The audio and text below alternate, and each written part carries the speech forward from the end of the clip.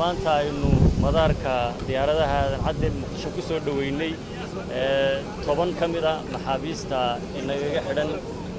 waddanka Liibiya oo madaxweynuhu amray in laga hawlgalo dad badan oo Soomaaliyeed ayaa ku dhiban Liibiya oo ay xabsiyada ku jira ama qolyaha magafayaasha loo yiraahdo yaqaana ay haystaan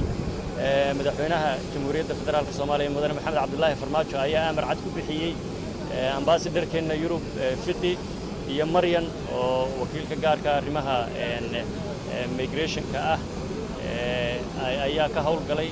waxaan maanta ku guuleysanay 10 xubnood oo kamid ah oo qoys iyo isugu jira ashxaas kale laga soo kaxeeyo laga soo furto alxamdulillah rabbil caalamiin si nabadgelyo ahna ay u yimaadaan dhulkoodii hooyo ku soo noqdaan wallahi Liibiya waxaan soo galay markay ahayd bishii shanaad labadeedii ayaan soo galay Liibiya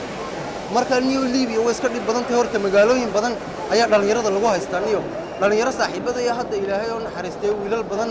ayaa ku dhintay meesha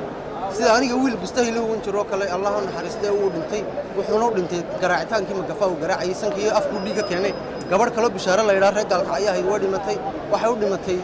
jugta ay ugu geysanayeen ninka magafaha maadaama oo meesha salaada subax baa la istoosiyaa salaada subax inta la istoosiyo ayaa waxa la garanka waa laga siibiyaa hada dumarka laakiin iyaga laga misiba dharka laakiin ragga garanka waa laga siiba feedhahagaas oo kaliya ayaa lagu ogolay feedhahagaas